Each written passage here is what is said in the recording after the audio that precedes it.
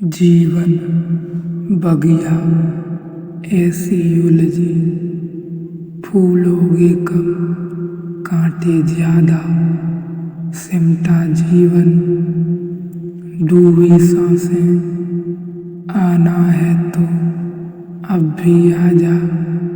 यदि आपने अभी तक पिछला अध्याय नहीं देखा है तो कृपया करके पिछला अध्याय देखें, तभी आप इस अध्याय को समझने में सक्षम हो सकेंगे, अर्थात समझ सकेंगे और अपने जीवन में प्रयोग कर सकेंगे एवं अपने जीवन में परिवर्तन ला सकेंगे। शायद आज नहीं तो कल जमीन पर माँ की प्रसव पीड़ा बंद हो जाएगी। बच्चे बिना प्रसव पीड़ा के पैदा होने लगे हैं, लेकिन ऐसा दिन कभी नहीं आता जब आदमी अपनी आत्मा के पुनर्जन्म में प्रवेश करे, अपनी आत्मा को नया जन्म दे, तो वह बिना प्रसव पीड़ा के हो जाए, बिना दुख के हो जाए। पर एक और आनंद की बात है कि अगर माँ बिना प्रसव पीड़ा के बच्चे को जन्म दे तो जो लोग भी सारे जगत में चेष्टा करते हैं कि किसी तरह माँ की पीड़ा बच जाए, बच्चे को जन्म देने में उन्हें अभी एक सत्य का कोई पता नहीं है, वह जल्दी पता लगेगा। और अक्सर हमें सत्यों का पता तब लगता है जब चीज़ें हमारे हाथ से बाहर हो जाती हैं, तब उन्हें पता लगेगा कि जो माँ बच्चे को बिना किसी पीड़ा दिए जन्म दे देगी, वह अपने माँ बनने की गहराई से भी थोड़ी वंचित हो जाएगी। वह माँ भी न बन पाएगी, क्योंकि जब बच्चे को जन्म दिया जाता है पीड़ा में, तो वह पीड़ा बन जाती है खाई, और उसी खाई के किनारे माँ का शिखर खड़ा होता है। जब हम खाइयों से बचते हैं तो शिखरों से भी बच जाते हैं। अगर हम यह चाहें कि हिमालय के पास जो कदराएं हैं उनको तो हम साफ कर दें, हटा दें और शिखरों को बचा लें, गौरी शंकर बच जाए, तो हम पागल हैं।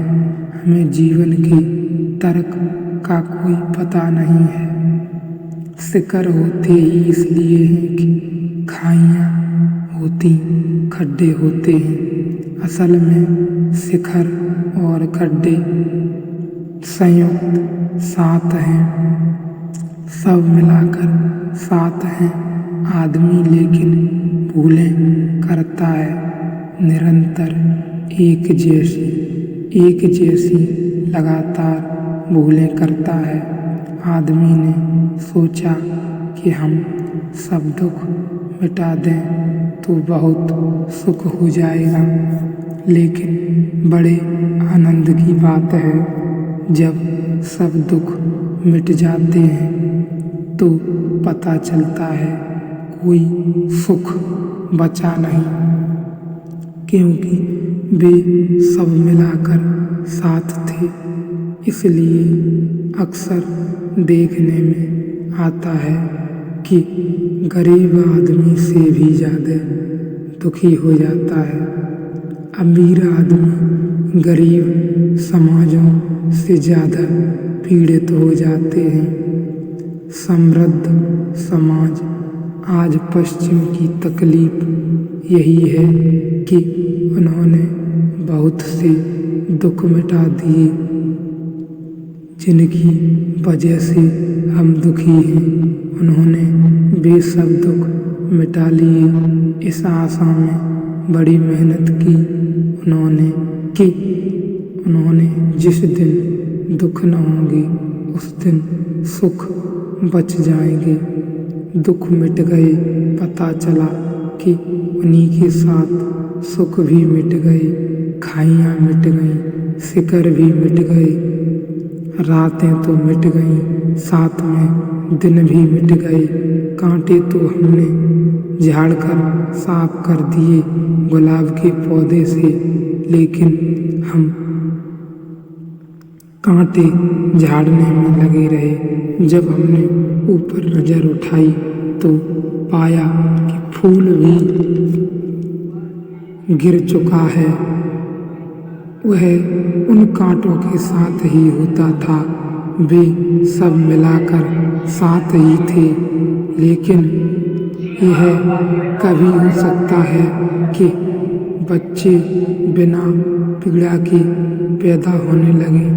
यह कभी नहीं हो सकता कि आदमी नए जीवन को बिना पीड़ा के पाले।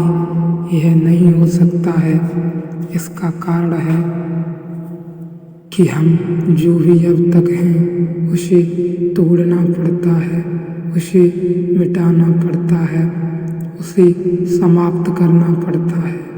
नए के लिए जगह बनाने को माँ की तकलीफ, बच्चे को जन्म देने में स्वयं को मिटाने की नहीं है। माँ की तकलीफ एक नई चीज उससे छुटकारा पा रही है, उसमें मुक्ति साथ हो रही है। उसका झटका है, उसका धक्का है। लेकिन जब कोई दिव्य साथ अपने को जन्म देता है तब कोई और चीज को वह जन्म नहीं दे रहा, तब वह जन्म देता है, तब वह दोहरा काम कर रहा है। उसने अपने को मिटा रहा है, समाप्त कर रहा है। और जिस मात्रा में वह अपने को मिटाता है और समाप्त करता है, उसी मात्रा में नए जीवन का आविर्भाव होता है। इसीलिए मैंने कहा यह उपनिषद की शिक्षा खतरनाक है। आत्मक्रांति की पीड़ा के लिए तैयार होना जरूरी है। उसी पीड़ा की भय से ऋषि का पहला सूत्र समझें। हे परमात्मा, हम दोनों की रक्षा करना, यह प्रार्थना क्यों है?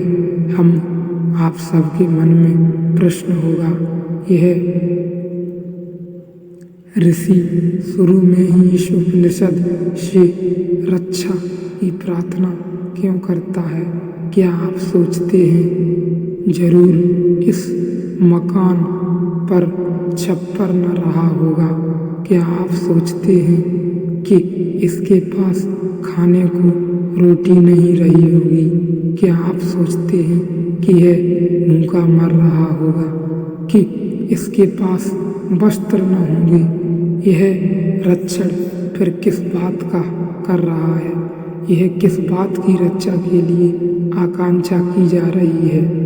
और वह शुरू में ही यह पहला सूत्र रक्षा के लिए जिस यात्रा पर ऋषि जा रहा है, आगे वह मृत्यु है, क्योंकि उसी के बाद नया जीवन है। और यह तो पक्का पता हो कि मैं मरूंगा, यह पक्का पता नहीं कि मैं उसके बाद जन्मूंगा, वह अज्ञात है। मेरी रक्षा करना परमात्मा से प्रार्थना कर रहा है कि अज्ञात में उतरता हूँ।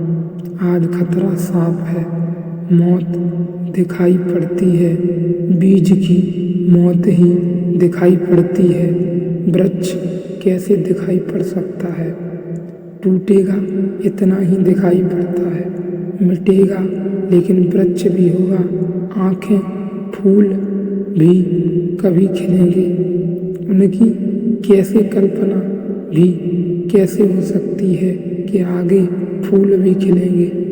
बीज को वे गीत जो इस वृक्ष के आसपास जन्मेंगे और वे बांसुरियाँ जो इसके आसपास गूंजेंगी बजेंगी और वे हवाओं के झोंके जो इस वृक्ष के पत्तों से सरसरा कर गुजरेंगे, उन सब का इस बीज को कैसे पता हो सकता है।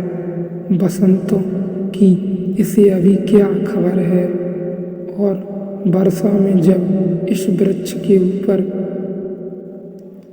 बूंदें गिरेंगी, इस बीज को उनकी क्या खबर है। इस बीज को इतना पता है, मैं मिटूंगा इतना ज्ञात है, शेष अज्ञात है। इसलिए यह ऋषि रूप में प्रार्थना है। सर्वप्रथम शुरुआती